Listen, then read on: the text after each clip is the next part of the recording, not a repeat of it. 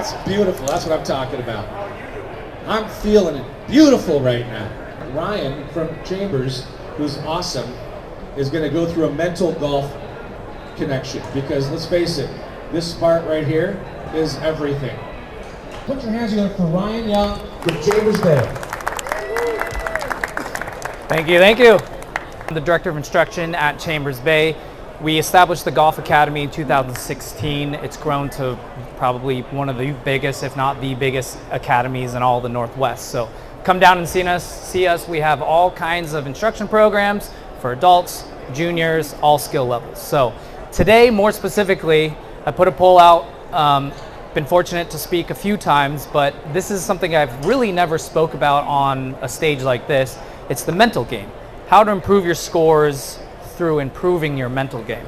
How many of you, with a show of hands, has had an issue on the course mentally before?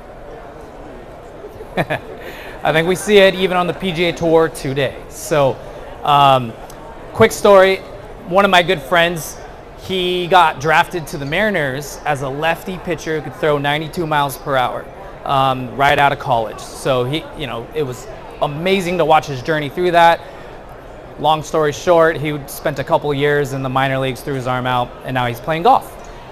Talking to him, playing golf, keeping his competitive career going, we were talking about how he got drafted. And one of the things the Mariners do is they bring all the top prospects and they fill the stadium at night, turn the lights on. And I got invited to go watch that because I wanted to support him. Well, they throw the best pitchers, prospects, and the best batters up together under the lights. 3-0 count. Two outs. How nervous do you think he was? 0. He told me, no problem. Strike, strike, strike. Finished it out. Gave a little fist pump. Got drafted the next week. Awesome. His career's over now. I invited him to play the Oregon Open with me. It's a low gross, low am, and a pro event, and we're playing. And there's a cut line after day 2. Well, he was already a 2 handicap in high school, even though he was playing baseball his whole life. He's just a great athlete. Guy hits at 400 yards, 126 mile per hour club head speed.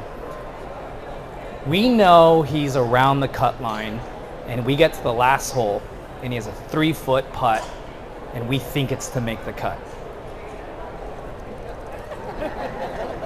He misses it. So we start talking, because he misses the cut. Ends up being he misses the cut by 2 strokes. But we start talking on the long drive home. How nervous were you? He's like, Ryan, I told you the story of when I got drafted. He's like, I was never nervous. But that was the most nerve-wracking situation I've ever been in his his athletic career. It's crazy. It's a 3-foot putt. We make those things all the time. So it just shows you how much more intense golf is mentally than it is physically, because the best athletes in the world have a lot of issues there. So I've got 4 keys today to tell you on how to improve your mental game. It's through how to manage your play the game. It's through understanding the statistics of the game. It's through how you practice. And then finally, it's swing technique. They're the 4 keys that our academy focuses on when you enroll with us. We coach you on these 4 things, but they all have a mental component, okay? So let's start off with key number 1. It is gameplay, okay? This is a game, it's not a swing. So when you play the game of golf, how many of you go get a lesson and you're like, hey, I want to hit the ball better, I want better ball striking, I want to hit the ball more consistently? How many of you asked that in a lesson before? Okay, well, why do you want to do that? To score lower. So how many of you actually want to score lower and not necessarily improve your ball striking? Okay, to challenge me, one time I had a guy and I kind of told him that, and I start every lesson that way, because if you want to focus on scoring, let me help you with scoring. But this guy's like, Ryan, I don't play golf. I just get off work and I hit balls for an hour. It's my little relief time, and I just want to feel like I hit the sweet spot and then go home. Okay, touche. If you're a range rat and you just want to hit the golf ball, then we'll help you hit the golf ball. But for the most of you in the audience, you want to lower your golf scores. So we want to start playing this game of golf. So let me do this real quick. I can grab my putter out here. I got a golf ball in this bag. Ugh. Okay, everybody, imagine this head cover right here is the hole. And let's go back to my buddy's 3-foot putt. Just a little bit longer than my putter because I'm short and I cut it down. 3-foot putt. How many of you believe you'll make this putt on the golf course? That was like 50-50. We need to make some work here. Okay, how many tour players think they'll make this putt? 99%. See, work with me here if you know these.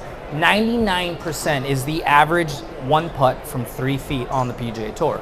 Okay, they don't miss. It's actually 100, 99, 98, average it. If you're inside a 3-foot circle, you're going to make it on the tour. I start every beginner golf lesson with a putter and a cup from 3 feet away. Even a beginner can make a 3-foot putt, okay? Let's go back a whopping 2 feet. So we got 5 feet here. What's the percentage a tour player makes this putt? 96, 75, 85, 82, 89, 60. What? What? 60%. How many of you missed this putt and got mad? Now that you know the average percent of a one putt on the tour, how many of you should have you got upset about this? Depends if it leads to a 3-putt. Ooh, let's play the game here soon. 8 feet is 50-50 on the PGA Tour, okay? So put that in perspective. A tour player from 8 feet is gonna make that half the time. Now these guys mentally believe that they're gonna make it every single time. That's why they get frustrated.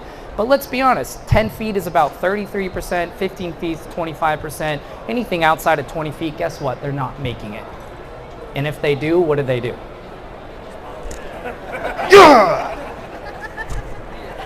Right? They know they defied statistics. That's what strokes gained is all about on the tour. Here's the average, and can you be better than average, right? So Dustin Johnson, Jordan Spieth, when they were world number one, guess what their one putt percentage from 10 feet was? Tour average is 33. 85%. Okay? Whoa. If you want to be the world's best golfer, make every single 10-footer all year long. That's ridiculous. That's why they become world number one. If you want to be Charles Howell III, no disrespect, Charles Howell III. You've had a great career. You've made cuts, but you don't win anything. He's the tour statistic. He's the average, okay? So, how does that work with your mindset? Let me tell you a quick story. I was just in Las Vegas Pro-Am, playing with some AMs and me, and my buddy's an 18 handicap. Last hole, he has this for par, okay? We know we were winning as a team, but we needed to make a couple strokes back on the field to win overall. And Seth, his name's Seth, he's about to make this putt, he's going up, and my buddy says, "Hey Seth, that's for a net birdie, we need that." "Oh, okay." Guess what he does? Oh, it broke! I missed it, oh, I suck. You don't suck. You weren't gonna make it anyway. Statistically for an 18 handicap, that's less than a 50% chance, and then we threw some added pressure onto him. So then he comes to this 4-foot putt. What are the chances he's gonna make that 18 handicap? Guess what he did? Missed it, of course. Missed it to about 1 foot, and I said, "Seth, take a deep breath and make that 1-footer, please." He makes it. We ended up winning by 2 strokes for the last day, but we missed the overall money by 1 stroke. Okay? Rookie mistake, right? When you're in the moment, you have to ask yourself, what's the statistical chance that I make this? Let's use strokes gains to our advantage. I'm 5 feet out. I'm a 18 handicap. Am I going to make this? Statistically, no. Statistically, no. Any of you, stats person out there? Follow stats. Hedge your bets off good stats. Well, if you're not going to make a 5-footer, then what should you really be doing? Lay it up. How close? She said, get it as close as possible. How close? How, 3 feet. Somebody's listening. Why? 99% chance on the PGA Tour, but you guys aren't on the PGA Tour. So what should you be practicing day in and day out? Thank you. Okay, so there's your putting tip 101. Know your stats and know your probability of making it. Next time you have a 10-footer and you're staring birdie in the face, don't try to make it. Try to lag it up there, and guess what? When you put proper speed on a putt, not proper aim, not proper swing, when you put proper speed on a putt, you'll put better tempo, you'll put a better roll, and the odds are that ball has a better chance of going in rather than you trying to make it. Make sense? Okay, let's move on away from putting. So we bombed our drive right down the middle of the fairway, 250 yards. Some of you might get it 300, and you have 125 feet, and you miss the green. Oh, man, I need to work on my ball strike. I need to go see Ryan and work on my consistency, right? What are the chances you make the green as an 18 handicap? Think about it. An 18 handicap makes a bogey on every hole. You don't hit greens. You don't. You miss greens, and what are the chances you get up and down for par? Think about it. You don't. My job as an instructor is to show you get up and down 1 or 2 times and you're a 16 handicap. Mind blown, right? So get to a single digit handicap. Well, you throw it to 25 feet, looking to birdie, and you don't birdie. Should you be upset? Okay. What is the average proximity to the hole on tour? Average. They stick the pin all the time, right? There's little tap-ins. 25 feet. Anybody think closer? 15? See, I already got to you guys' minds. It's 18 feet. That's if they hit the green, they're average 18 feet away. What did I say the average make percentage from 18 feet is? It's like 10, 15%. Now, if you're Jordan Spieth, Dustin Johnson, Scotty Scheffler, you might make that for birdie. These guys don't make birdies on par 4s. They make birdies on par 5s because they hit the green and they're 18 feet away and they 1 putt maybe, or most likely 2 putt and make birdies. There's 4 par 5s. That's 4 under par. Don't screw up the rest of the holes. Get lucky on a couple par 4s. There's a quick and easy 67.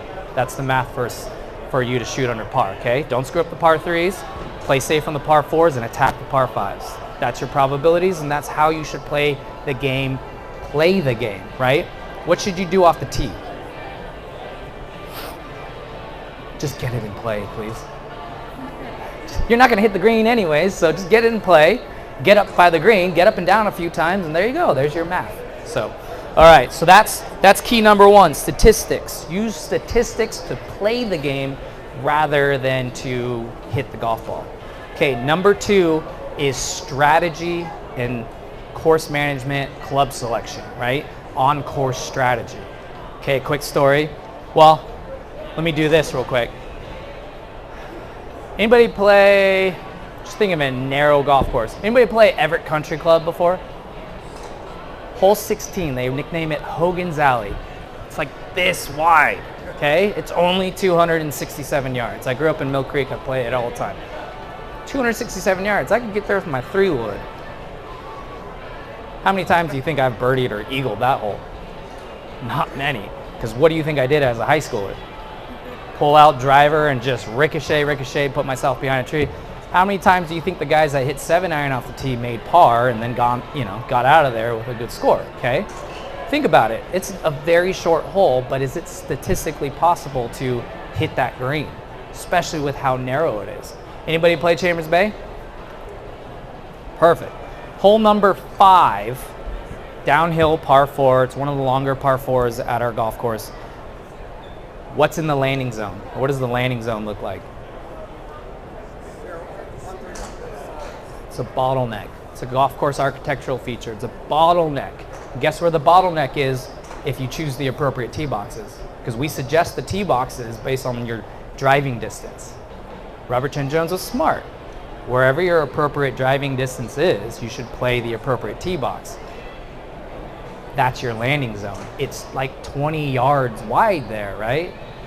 20 yards wide. How many of you could feather a 20-yard wide drive right down the middle?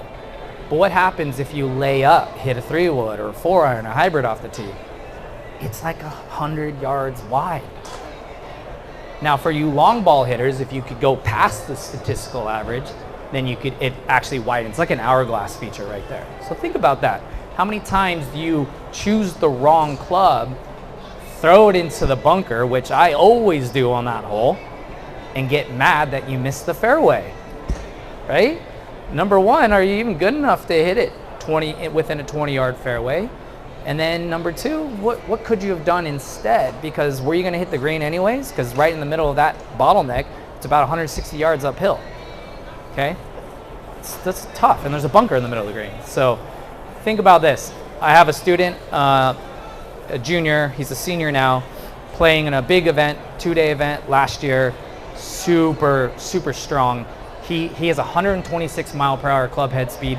Hits his 3-iron 300 yards. Ridiculous. His 5-wood, and that's because he got nuked up 3-iron, but his 5-wood, no joke, goes 287 yards every single time he hits it. Okay, anybody play the Classic down south? I've never played it, but he told me all about it, and I just looked up the scorecard. Guess what every hole is? It's short. If he hits his 3-wood 290 yards, he on average has, for him, a gap wedge or a sand wedge into the green. He told me once he hit driver on a par 5 and he had a pitching wedge in his hand for his second shot. Really good golfer, shoots 88.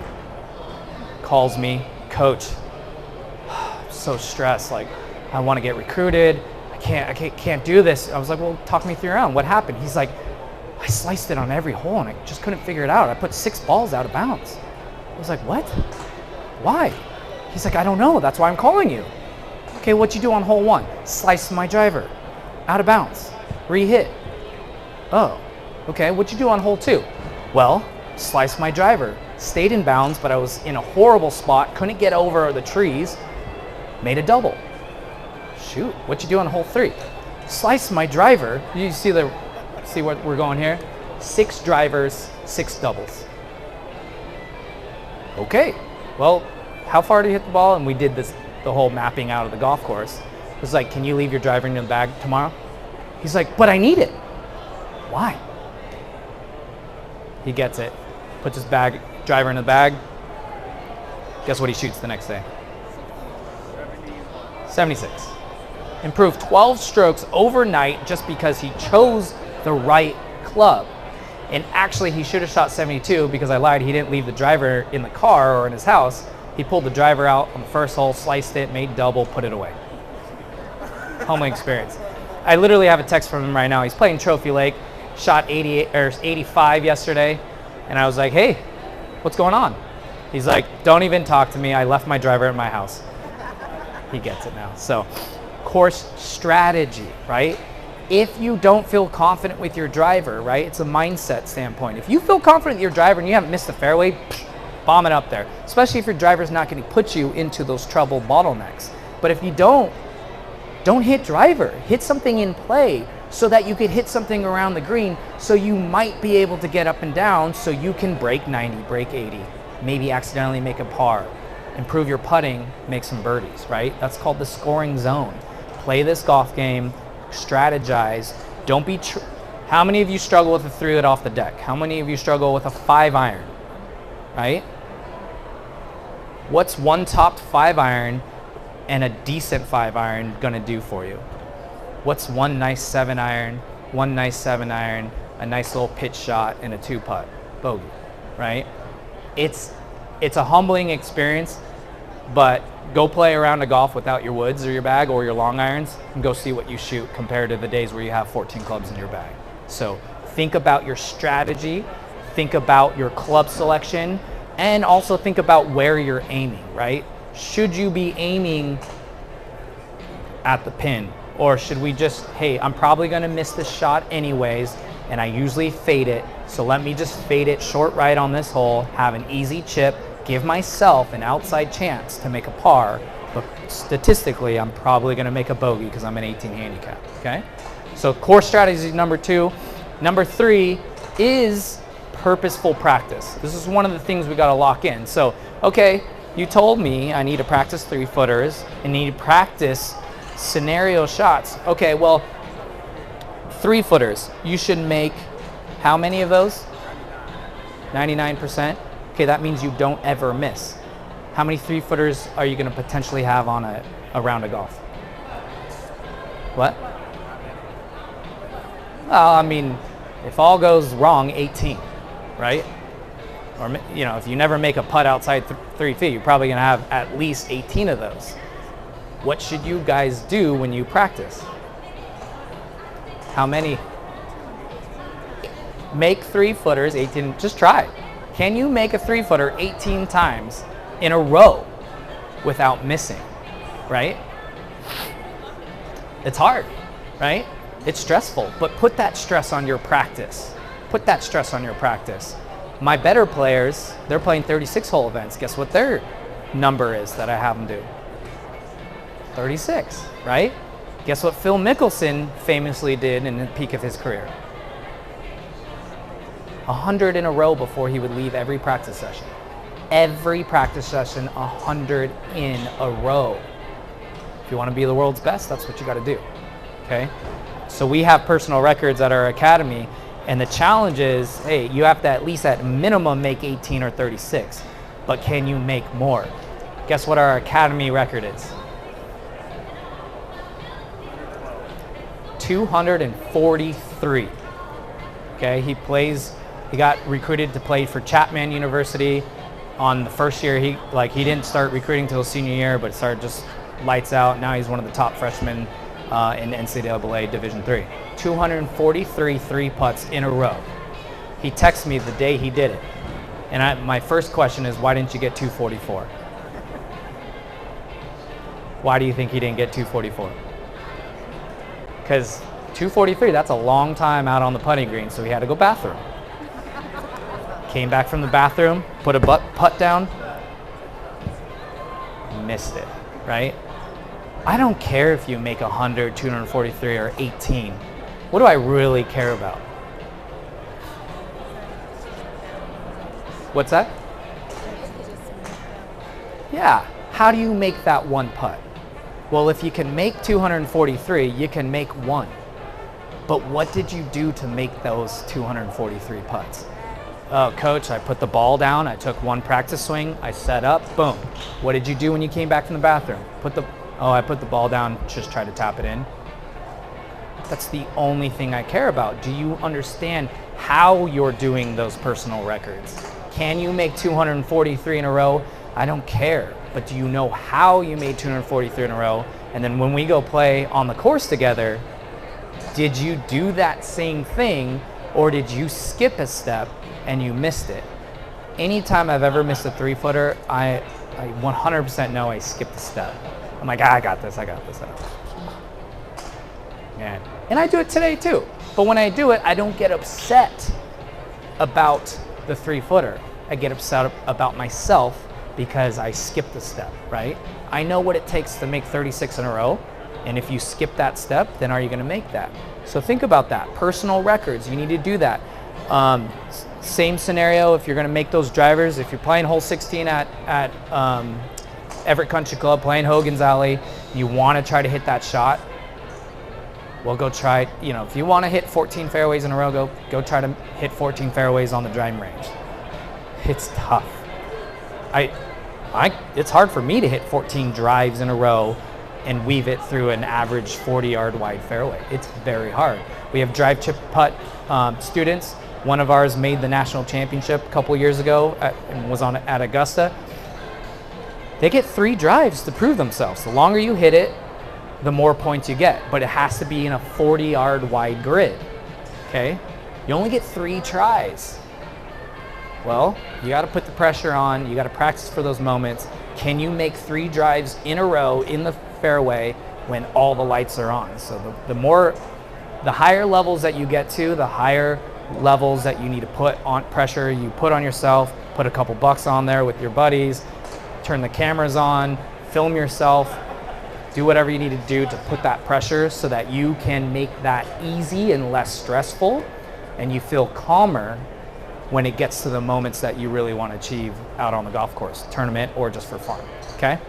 Last thing, swing technique. How many swing thoughts can you have in a golf swing? 1, 3. Anybody think any different? Position 1, position 2, position 3, position 4, position 5, 6. Oh, turn 7, position 8. My grip pressure, my setup. 12, 13. I wrote an article. I think you can honestly have 1.5, right? 1 is your dominant swing thought, okay? You have 1 dominant swing thought. And for me, when I was in Vegas this week, I figured out something. If I just release a little bit more outside, I got my little baby draw back. It was nice. 1 dominant swing thought out there, okay? And it was just working. It was working. It was working. And then I started getting confident. I started inevitably swinging harder than I should, and I missed it.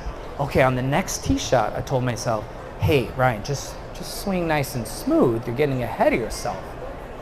But don't forget about releasing out to the right. There's my half. Okay, so I swung smoother, but I'm hoping that the initial swing thought is already set in stone into my muscle memory, right? 1.5. But the second you say, okay, I need to release out to the right, I need to swing smooth, and don't forget to hinge on the backswing. No, not gonna work, not gonna work. I did a little test. I had a lesson yesterday with a gentleman named Phil, and he hit a shot. It was perfect. Perfect right down the middle, right at the pin he wanted. And I was like, hey, what were you thinking about? He's like, well, what you told me, extension, because he was just throwing his hands across the ball. So of course he was duck hooking everything.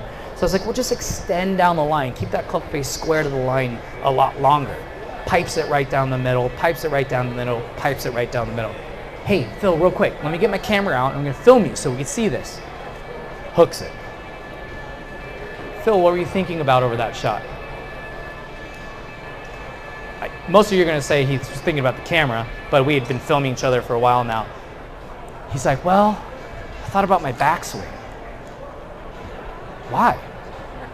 Well, because I think my wrist was a little bowed.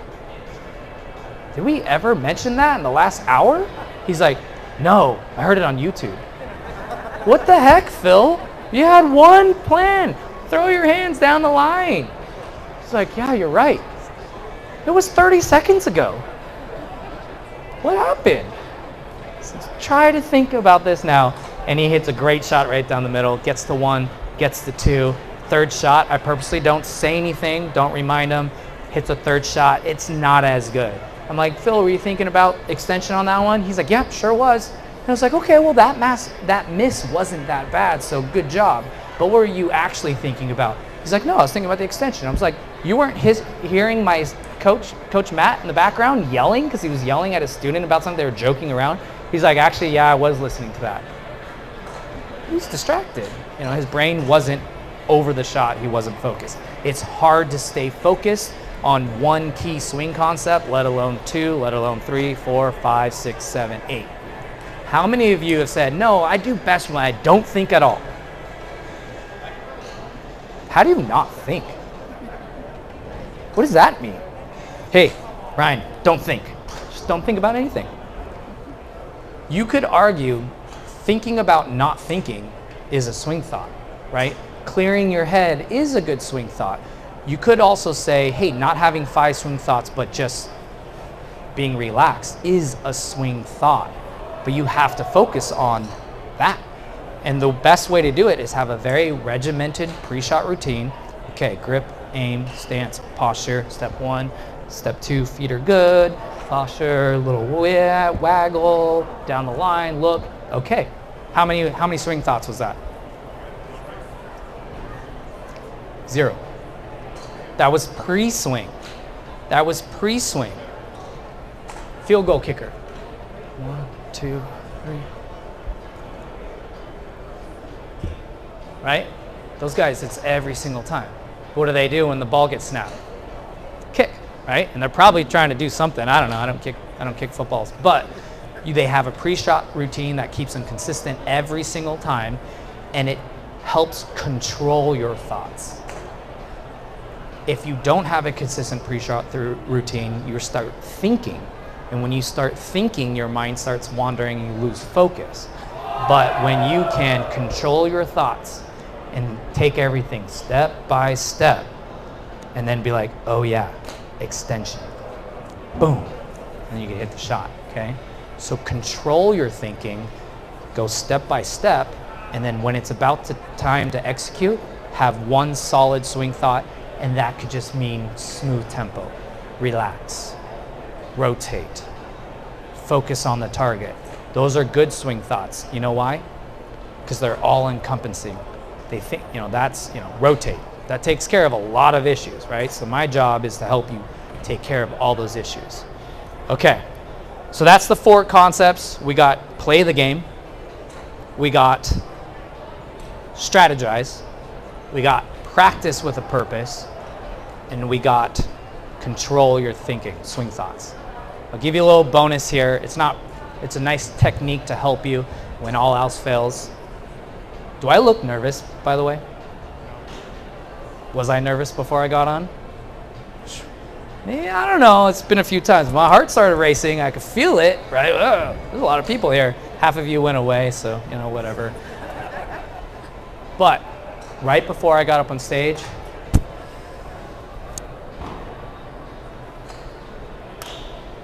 deep breath, okay? Everybody do this with me. One hand on your chest, one hand on your diaphragm, okay? Do not move your chest, but move your diaphragm, okay? It's called a belly breath. When you inhale for 6 seconds, I'm gonna talk while I do this. Inhale, 6 seconds. Extend your chest, get that stomach way out there. Keep your chest quiet. And then when you exhale, push in on your diaphragm. Don't move your chest, don't go like this. Right? That's not a good breath. But if you extend your belly and then push it back in, there's this thing called the vagus nerve right behind your diaphragm. It's your rest and relax nerve. It's the opposite of your fight and flight. You start getting nervous, you start thinking about the cut line, you start thinking about that birdie to win the event, you start thinking about that putt to win dinner off your buddies or win a drink. You start walking up on the stage and you're a little nervous. Take a deep breath. It's just telling your brain to relax. And maybe you don't feel it, but you'll see your heart rate actually go down. So, final technique there, chew gum, eat some food, just relax, have some fun. But yeah, perfect. So I'll just pause right there. Any questions about that? That's what I got for today. 4 keys. The 5th one is a little bonus, just technique. We train all those things. We take you on the course, we take you off the course. We work on all those things that relates to lowering your scores, but you can see how many of those aspects have something to do with your mind. Final thing, forgot to add this. You come to me for swing advice, I'm gonna ask you, or go to the course, somebody hits a bad shot. Ryan, I thought we worked on that. Okay, well, what were you thinking about? I was thinking about birding. Okay, so your mind wasn't in it. Oh yeah, and what club did you hit? Well, I hit driver. Should you? Probably not. Did you practice for driver off the first tee at Chambers Bay? No, I've never practiced that shot. Then why are we working on your swing? Makes sense. Cool. Thank you, everybody. If you have any questions, I'm an open book for the next few minutes. Yeah.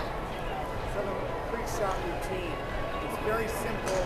You're practicing on the driving range to just hammer shot after shot. Do you recommend going through the same pre-shot routine before each ball? Yeah. So the question was pre-shot routine. Do you do that on the driving range? So 100% yes. Before I'm warming up for a tournament or before I play, I go through the pre-shot routine. First couple shots, I'm just stretching my back, getting loose. But then when it's time to take a full swing at 150 yards, I go through my routine, right? Maybe it's because I'm frugal, cheap, or maybe it's for a strategy. But I don't buy buckets of golf balls to warm up very often at courses that make you charge. Oh, hey, there's 5 balls over here. 1, 2, 3, 4, 5. That's 20 minutes of warm up for me. I stretch, do what the guys, from TPI was telling you, stretch the back, stretch everything out, get the muscles activated. Then I'm going to just loosen up, get the body rotated, And then I'll go through my routine, and then I'll hit a shot, and then I'll think about the shot, and then I'll hit another shot and go through my routine. That should take 5 to 10 minutes alone. And then, what do I gotta hit on the first tee? Oh, it's a driver with a draw on hole 1 at Chambers Bay. If you hit a fade or a slice for a right-handed golfer at Chambers Bay on the first hole, you're screwed. You're up Billy going it up on the hill, right? Duck hook it left, you'll end up in 18 fairway, you still have a shot onto the green, yeah? So practice hitting a little draw. Boom, hit a draw, okay, cool, enough said, done. So I go through the routine all the time. Now, if I am working on a swing technique because I've gotten instruction on my swing and I want to grind that out, that's a controlled environment. I'm going to go to the driving range on a day that I'm not playing, and I'm going to go through that. But a couple things my pre-shot routine helps me with is visualize and set up alignment. How can you skip a couple of those steps? Alignment stick. We all have them, but we all never use them. Throw the alignment stick there so you have a controlled environment, so when you do things, you're not worrying about standing in the wrong spot every single time. So, yeah. What's your pre-shot routine? What's my pre-shot routine? So grip, aim, stance, posture. It's an acronym we use starting from the beginning golfers. It's called GASP, right? So I'm more of like a Jason Day guy. Ball's right here, and I'll just demonstrate. You ready for 12 steps to pre-shot routine? Club selection, 7-iron, 175 yards, pins back left. I'm going to aim towards the middle of the green, and if it draws because it's my natural shape, that's fine. If it's straight, then I'm still on the green. Okay, got my 7-iron. Now I'm standing right behind the line, just like a field goal kicker. I'm visualizing it. I'm seeing it up in the air. Okay, it's right there. It's going to hit that banister. I'm looking down. There's my spot alignment. I take my grip. Imagine I have 2 hands on the club. I'm going up, looking down the line. Spot alignment, left, right, left, right, left. Okay, set up, posture. I rehearse my downswing because I'm trying to swing from the inside. There's my one swing thought activated. One last look, execute. Every single time. Got it down to a T. If I skip any of those steps, who knows what's gonna happen. Maybe I get lucky, but you know, I'll be the one that admits that he got lucky hitting that shot. But that's the routine I do every single time. But it's a lot of work to do all that. You only get 40 seconds to hit. So I do a lot of that stuff when it's not my turn. So when it's my turn, and I've timed myself, it's about 12 to 16 seconds of actual setup routine. But the club selection, the target awareness, the visualization, the yardage, you know, where to hit it, that's another 30 seconds. But I start doing that as I'm walking up the fairway. And by the way, when you start doing that, walking up the fairway, it keeps your mind from wandering the wrong direction. It keeps you focused, laser focused. Tiger Woods looking straight down the fairway when he walks. Everybody thinks he's kind of a dick because he's not saying hi to everybody, but he's focused, right? He's in the lead at Augusta. He knows what he needs to hit. He's thinking about that shot before he even gets to the ball. You said about mind thoughts. Yeah. As long as it's one thought, it doesn't really matter what it is. Yeah, he asked,